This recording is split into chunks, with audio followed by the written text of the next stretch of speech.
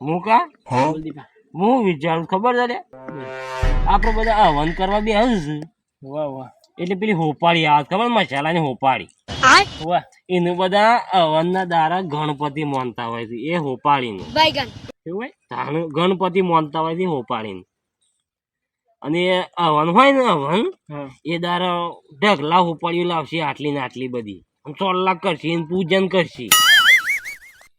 અને હવન પટે ગયા એટલે હોપાળીઓ ચોકન જાય ખબર છે હા ચોકન જાય પોનના ગલ્લ જ જાય અબે સાલે અને પછી એ ગણપતિની દશા એવું આવે તને ખબર છે